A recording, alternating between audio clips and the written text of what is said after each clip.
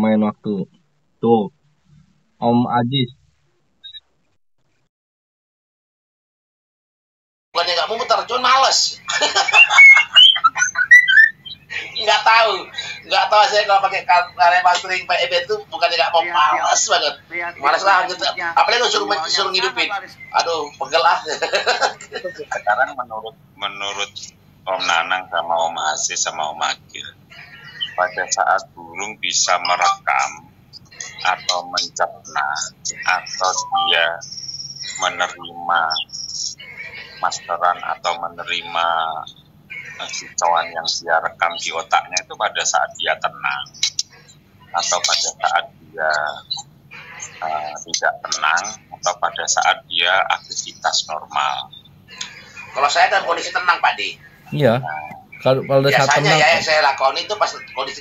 Iya, kalau untuk gas. Iya, pada saat tenang sih, Pak De.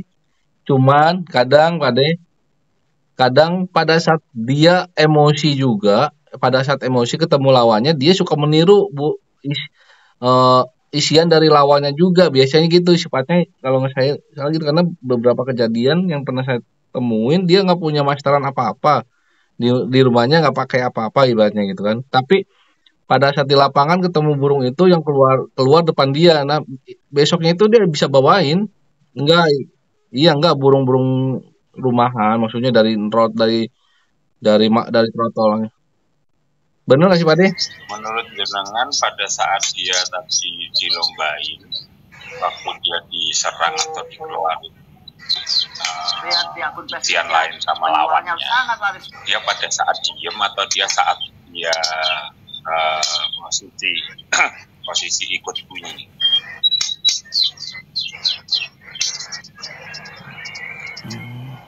Kalau gue sih pada saat jeda ya, paling pada saat jeda Pak De ya. Tenang itu kira-kira di waktu kapan, kan gitu. Itu yang pertama ya.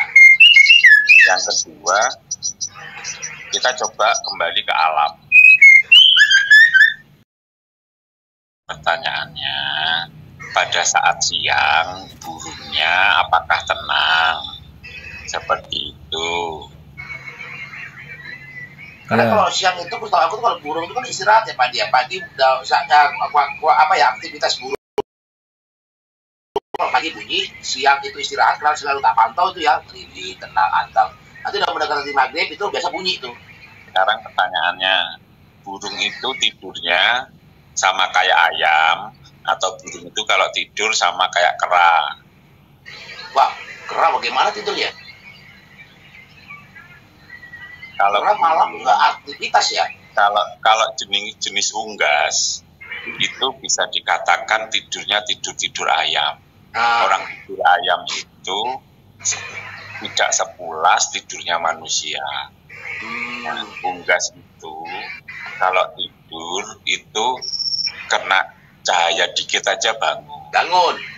Kena suara angin aja bangun, kan gitu. Betul Pak De. Seperti itu. Nah, makanya kenapa saya pribadi masteran itu dengan masteran itu saya lebih suka yang bunyi malam.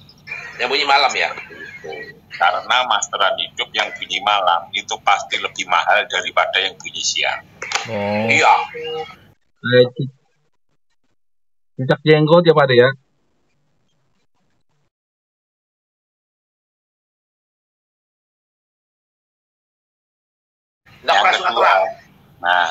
Yang kedua, orang kalau pemasteran di luar rumah, ya, ditaruh di luar rumah, otomatis kan malamnya gelap, seperti itu. Yang kedua, masteran, kalau kita sering taruh di luar dengan posisi terang, atau kita sering jemur dengan posisi yang cukup dia lebih enjoy di luar, otomatis dia tidak akan keluar.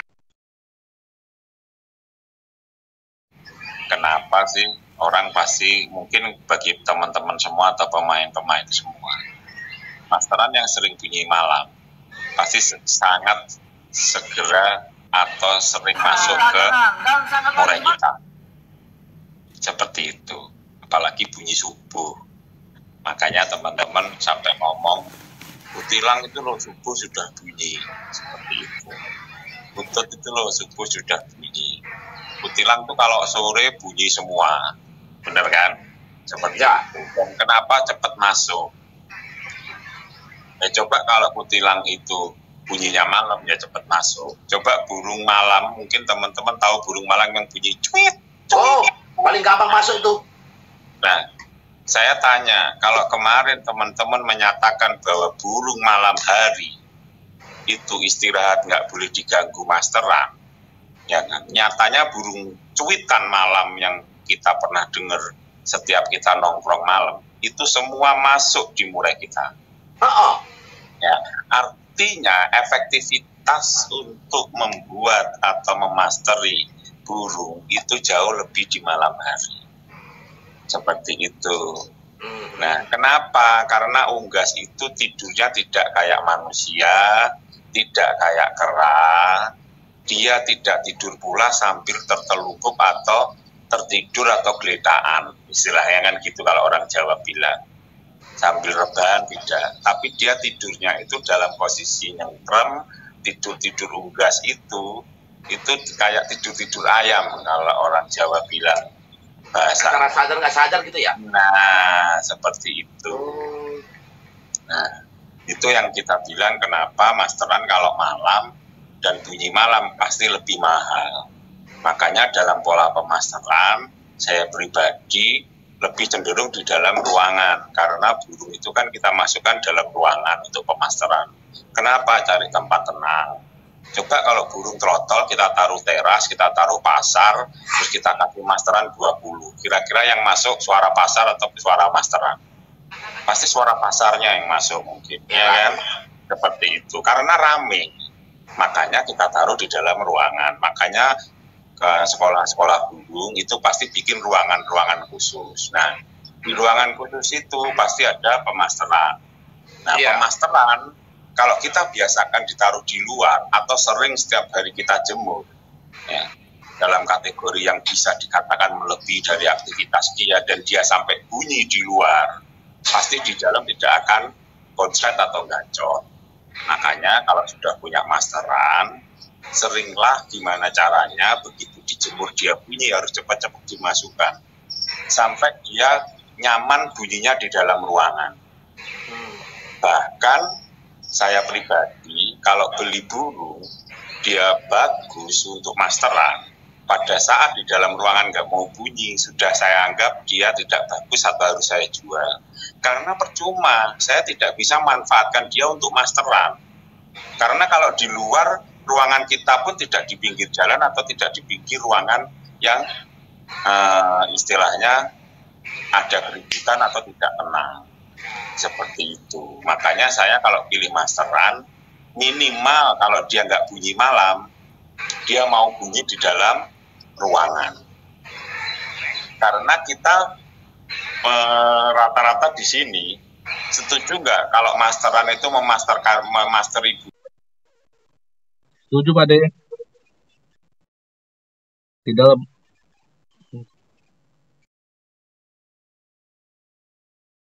ruangan Pak De. Di luar ruangan takutnya dicuri orang. Nah, ya. Nggak tenang lagi kalau di luar, bolak-balik celinguk. Berarti kan kita memasteri burung di dalam ruangan. Pertanyaannya, masteran yang kita pakai sebaiknya di dalam ruangan juga atau kita taruh luar ruangan? Di dalam. Nah, berarti kan harus bunyi di dalam ruangan toh, Om Agil. Iya. Nah, kalau kita mau bunyikan burung itu di dalam ruangan, ya dia aktivitas dan nyamannya harus di dalam ruangan, tidak boleh di luar ruangan. Seperti itu. Makanya kalau menjemur burung masteran, menaruh di luar burung masteran di luar, jangan sampai dia pada saat bunyi tetap ditaruh di luar. Karena nanti dia akan kebiasaan bunyinya di luar. Seperti itu. Begitu di dalam malah dia tidur. Seperti itu. Itu yang kita terapkan. Bahkan saya minta maaf, istri yang di rumah pun yang ngomong, Ya ngapain, percuma kan di luar bunyinya, dijual aja, ganti yang cari yang di dalam. Padahal burungnya bagus, tapi bunyinya di luar gitu loh. Nggak mau di dalam ruangan, mungkin belum kebiasaan. Nah ini yang kadang saya kalau nggak telaten sampai beberapa bulan nggak mau bunyi dalam ruangan, sampai juga nggak fungsi gitu loh. Iya kayak burung kolibri saya itu Bang. Kalau ditaruh luar itu bunyi, kalau di dalam nggak mau. Terus yang di masteri ditaruh di luar juga. Iya. Kalau aku tuh sih sebenarnya bunyi Pak De malam. Cuman aku tuh orangnya kan kalau udah mantu malas aja hidupin lampu. Malas aku kalau rumah itu sebenarnya gelap gitu. Ini aja pakai lampu gelap.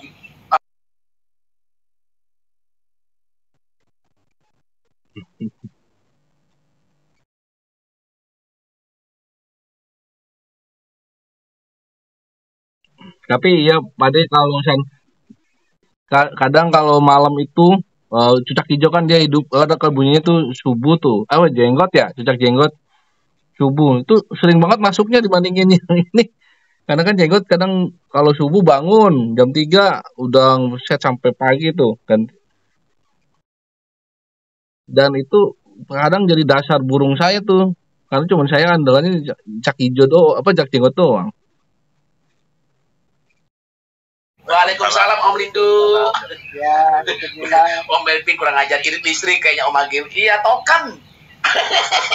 Enggak, memang gak senang aja dari dulu. Dari kecil tuh memang gak suka terang. Oke, ya lanjut. Ini kita berbicara, mungkin teman-teman yang di sini kan pengalamannya berbeda. Iya. Tapi apa yang saya ceritakan di sini, saya berbicara logika, saya berbicara tingkat kewajaran, saya juga berbicara bagaimana sih sebenarnya yang kita inginkan dan perlakuan yang kita inginkan. Seperti itu. Memang this is proses, sulit juga. Burung nggak mungkin lah senang di ruangan bunyi. Ya apa fungsinya kita itu masterin burung aja kayak saya nih sekarang. Mungkin teman-teman bisa lihat, saya ada apa? Ini saya spill dikit ya. Kira-kira kalau masterannya tak taruh di sini, sorry tak balik dulu. Kok nggak mau balik? Nah, kira-kira masterannya harus tak taruh di luar atau di dalam? Kalau kayak gini. Kalau malam, di dalam lah, yang terang. Nah, sekarang kalau kayak gini saya taruh di luar, apa nggak hilang? Hilang. Banyak orang. Makanya harus ngopi nungguin ngopi segelas, pindah lagi, ngopi lagi gitu. Sedangkan kita butuh masteran itu sama yang dimasteri nggak pindah-pindah tempat.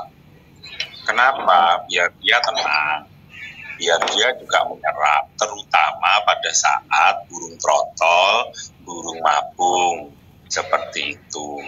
Makanya sampai kadang pada saat burung diangin-anginkan atau dijemur, kita dampingin dengan masteran. Fungsinya apa? Biar tidak keracunan suara-suara yang tidak kita inginkan. Nah, terus kalau pada saat dijemur atau di luar kita kasih masteran, ya memang kita harus punya dual masteran. Saya punya pasti masteran yang memang tidak berfungsi di luar, hanya berfungsi mendampingi dia saat di luar. Contoh, lovebird ini kan murah. Lovebird kan pasti kita bisa punya 5 sampai 10 lovebird. Ya kan, nah itu murah. Yang dua yang banyak, yang bagus-bagus spesialis di luar, di dalam, yang biasa-biasa spesialis di luar. Kenari kita juga murah. Terima kasih Om Mahmud. Kenari kita juga murah misalnya. Om Mahmud, makasih. Nah, hal kayak gitu yang mungkin teman-teman bisa lakukan atau bisa dipilih seperti itu. Contoh kayak saya ada 4 kenari yang spesialis di dalam itu ada 3, spesialis di luar ada 1. Tapi kenari karena yang spesialis di luar itu bagus, saya masukkan cuman hanya untuk dimasukkan biar aman. Tapi pada saat jemur pasti yang saya keluarkan itu, karena dia pendamping. Rambatan paruh merah juga itu. Pada saat punya 3 rambatan, saya punya 3 rambatan. Di 2 itu spesialis di dalam, 1 ini memang spesialis di luar, seperti itu. Jadi pada saat dijemur atau diangin-anginkan, dia akan keluar nemani, seperti itu. Berarti jadi, kita harus lebih dari 1 dong, Pak Dimamung ya, kayak kenari yang harus berarti ada 2 ya? Ya, itu kalau kita cukup atau mampu. Kalau kita nggak cukup atau mampu, ya teman-teman, ini kan saya berbicara idealnya. Tapi kalau nggak ideal kan kita dengan keterbatasan minimal mana yang bisa kita lakukan secara efektif. Seperti itu. Itu yang mungkin teman-teman berbicaranya.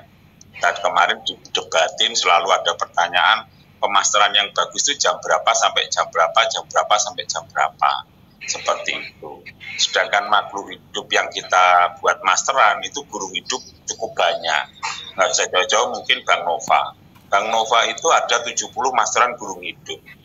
Kalau dijamin nanti kan ya bingung burung hidup itu. Ayo nggak boleh bunyi, dobrak-dobrak sampai nggak bunyi semua jamnya. Kan ya nggak bisa. Seperti itu. Padahal ada 70 masteran. Nah, padahal masteran hidup sama MP3 jelas kita menyatakan di sini semua bagus masteran hidup. Gitu. Nah, pelengkapnya adalah MP3 itu pada saat masteran hidup kita tidak gacor, tidak bunyi ya. Seperti itu. Makanya kata Abang Manopa, iyalah situ kebanyakan masteran, situ 70 nggak bagi-bagi. Itu banyak 70 nggak pernah bagi-bagi. Makanya bagi-bagilah sini. Perenjaknya yang gacor. Ada perenjaknya gacor banget. Nah, ya itu teman-teman kan bisa berpendapat di sini. Monggo, saya cuma berdasarkan basic sama pengalaman dan kita coba berpikir untuk dinormalkan dalam logika yang tingkat wajar seperti itu maksud saya. Ya, itu teman-teman, terima kasih. Oke. Om Amung, terima kasih Om Amung sudah mencerahkan nih, benar-benar buat tadi secara logika sih menurut saya itu masuk akal ya, masuk akal dan ya itu ya mungkin itu yang paling efektif yang saya dengar sih untuk pemasteran menurut saya ya, di luar memakai MP3 ya Om, karena kan sebagian mungkin kalau pakai 2 masteran dalam dan luar ya mungkin yang di dalamnya pakai MP3 ya Om. Kalau yang terbatas untuk ininya ya dananya. Tapi kalau yang mungkin mampu ya luar biasa tuh dalam dan luar masuk akal menurut saya, masuk akal benar. Karena kan penjelasannya yang panjang lebar dari Om Amung luar biasa. Makasih Om. Itu pertanyaan saya nih hari ini.